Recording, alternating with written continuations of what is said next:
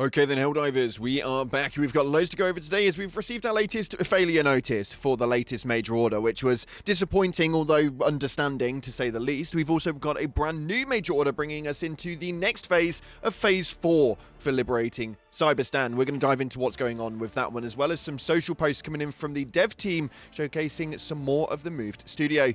We've got loads to go into today, so if you haven't already, smash that beautiful like button and subscribe with post notifications turned on. It'd be greatly appreciated. Make sure you check out our incredible sponsor, Instant Gaming, the platform where you can get your video games cheaper for PC and console, the best deals, offers, promotions, and discounts, all running up to 70% off. It's actually a no-brainer, so the link's down in the description for that one, for old and new games alike. On top of that, we're doing a giveaway on the channel for super credits. It's very, very simple, actually. All you have to do is head down to the comment section and put in a eyes emoji, because they are always watching. If you know, you know. We're going to announce the video's announcement winner tomorrow, so make sure you stay tuned to that video, because it will announce it. It's been about a week now since I've announced anything for these, so we're going to make sure we get that one out of the way tomorrow. With that being said, let's dive into the game and see what's happening right now inside of Helldivers 2. So starting off, we received this failure notice right here, and this was actually quite a big one, as Phase 3 of Operation Valid Pretext didn't seem to go the way that we actually wanted. It states right here, Phase 3 of Operation Valid Pretext has ended. Friendly forces have taken severe casualties. Low operational efficiency has allowed the Cyborgs' defense to retain strength. Nevertheless, multiple mega factories have been destroyed, and the CF offensive has taken significant ground.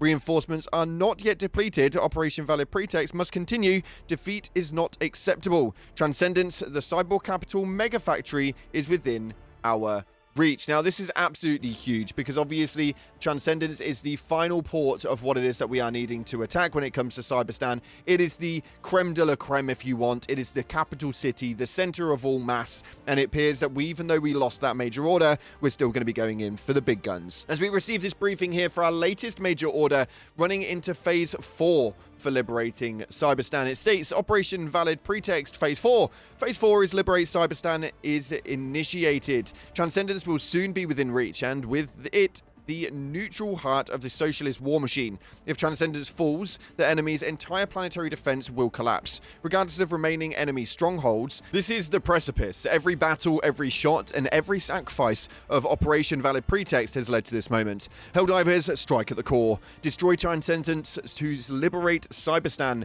end the cyborg threat before they can transmit their corruption further. High Command has allocated the entirety of the remaining reinforcement budget to this final assault. You must finish this fight with the forces you have. There is no safety net. You are all that stands between the manufacture of mechanized tyranny and the children of Super Earth.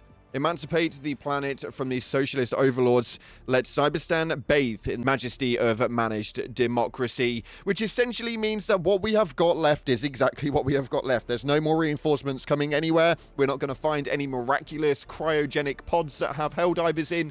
This is all we have left. And how much is it that we have left? Well, considering the game has a problematic turn of events where it doesn't always load it up, we've gone over to the Helldivers companion app for you, and we have shown that we have got around 72 million total Helldivers that we can utilize for this final push. This is a big one, as this is going to take everything that we've got to be able to get to Transcendence and then take it out. We're going to head to the Galactic War map now and take a look at what we're dealing with. So on the Galactic War table over on Cyberstan, we can see right here that we are still on Starkey.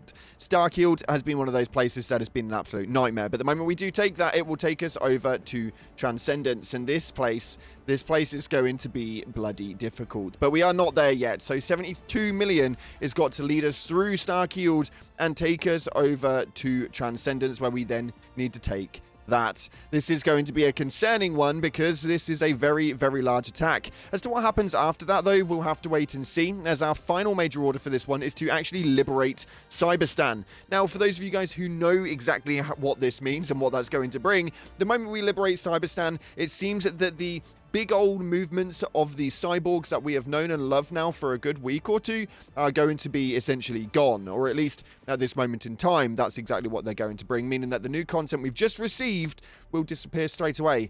Now, I don't know about you, but I'm genuinely disappointed this time round. When we went into the Injust, I wasn't overly disappointed when those cave systems were like disappeared and stuff like that. I wasn't really that upset about it, but Cyberstan's planet and the cyborgs It's genuinely been an array of fun that I've not experienced inside of this game for a very long time. And I've also been in the scene for 2 years with this game, and I know full well that when we liberate this planet, the cyborgs are going to be gone, or at least for now, until the storyline brings them back. Hopefully not too far down the line, but they're definitely going to be gone, which is extremely disappointing. Let me know your opinions in the comment section below, because this one actually makes me a little upset. I am really enjoying this gameplay on the automaton sector. But talking about some other things, that they posted up the festival greetings for the spring festival, and this one was amazing because it was the Warhorse set for the Superstore and their advertisements towards it. We're going to quickly play this one for you. It's really funny. You can see it in the background. I don't want to play it inside of here because I don't want to take away from it, so I'll leave the link down in the description. It received 20,000 likes on Twitter. If you want to watch it in its entirety with the sound on, which I highly recommend you do, it's absolutely amazing. So a massive shout out to the Helldivers for this one. It's absolutely incredible. And finally, we've got news from Mitchimus, as they have now finally got into their new studios, but we now know who it is that they're sharing building with, as they seem to be in the same building as EA, DICE, Epidemic Sound, which for me personally is absolutely huge. I absolutely love the fact that the Arrowhead logo is up there with them. So a massive congratulations to the team on that one. I think that is a very big W. On top of that, though, we've got to take a look at our latest videos, top comments, as you guys had a lot to say. We were going over the big changes and updates that are due to be coming to the game at some stage in the future. As to when that will be, I actually have no idea. Obviously, this was an article written up by Mikkel Eriksson with IGN, and it was a fluffy one, so we broke it down into things that would actually make sense rather than the fluff that we actually had to read. So you guys can go and check that out as well. But the top comments on that one were quite a big one, actually. This first one stated from Lawrence Lookmeyer, I just want the same thing that has been leaked since like 2 months. Armor customization. Now, yeah, I do think that that probably isn't a big ask either. I think that it's actually mental to me that they have not even rectified the movement that they've got. The next comment on this one is going to be really funny, because for me, armor customization should have been the easiest thing on the listing. Why it is we haven't received it even 2 years down the line, for me, is just wild and baffling. But if they release this as a feature later down the line and they just release it on its own and say it's some next real big initiative, it wouldn't surprise me, but I will be disappointed.